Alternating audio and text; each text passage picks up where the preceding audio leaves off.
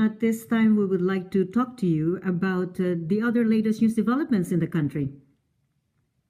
Well, in terms of, I think, if you carve out, right now, if you just scan TV, radio, and print media, probably 80% covers either the national elections or the local elections in terms of news.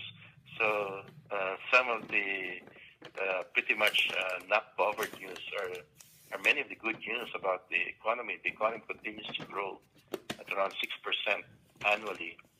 And if you look at across the country, there's still tremendous investment that's coming in terms of infrastructure and construction. There's so many investments in tourism infrastructure, meaning building of new hotels, accommodations, and ports. There's tremendous inflow of business process outsourcing. So for the meantime, these great news are not covered simply because of the political exercise. Mm-hmm. Now, what about the balikbayan arrivals in the Philippines? Is it continually increasing? Well, both tourism and balikbayan arrivals have been increasing. I think during the first quarter, the preliminary figures is that we'll probably experience at least 8 to 10% growth, and we're in line to pretty much have a record arrivals this year in 2016. So the tourism hasn't released yet the first quarter, but the initial figures that I've seen is pretty much encouraging, and we will pretty much reach the targets for this year in terms of both tourist and the balikbayan arrivals. Yes. Also, reading the news, we somehow read a lot about the South China Sea dispute. What are your comments? West Philippine Sea, I think, has pretty much preoccupied a lot of our diplomats in terms of trying to find a peaceful solution to something that has troubled our neighbors in terms of the dispute.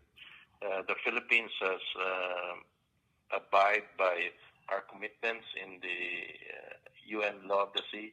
We've approached the issue on a peaceful path. In fact, we're the ones who chose arbitration over military path, and I think eventually we will be vindicated on both the approach and our position. The first round of the decision of the arbitral tribunal was in our favor in terms of the jurisdiction of the tribunal. Mm-hmm. And what can you say about the assistance offered and cooperation offered by the United States and Japan? Oh, it's terrific. I think it just shows that many of our partners around the world agree with our position in terms of having the rule of law be a bedrock of the relationship of the countries in the Pacific and in that area of the West Philippine Sea. You would see the U.S. Pretty much supporting our position. You'll see Japan, Korea, Australia supporting our position. And about a month ago, the G7 itself issued a statement that pretty much called for the rule of law in the region. If you see statements issued by other countries or groups of countries stating that there should be a rule of law in the West Philippine Sea, that's our brand. Means they're supporting our position. That's wonderful. Now, by the way, Philippine elections, May 9, and we're also holding U.S. presidential elections. How would these elections impact the South China Sea dispute? Well, I think it becomes key for both countries. In Philippines and the U.S., we've always believed that the democracies tend not to wage war against another democratic country. That's why the more democratic a country is, the more predictable its domestic and foreign policy is.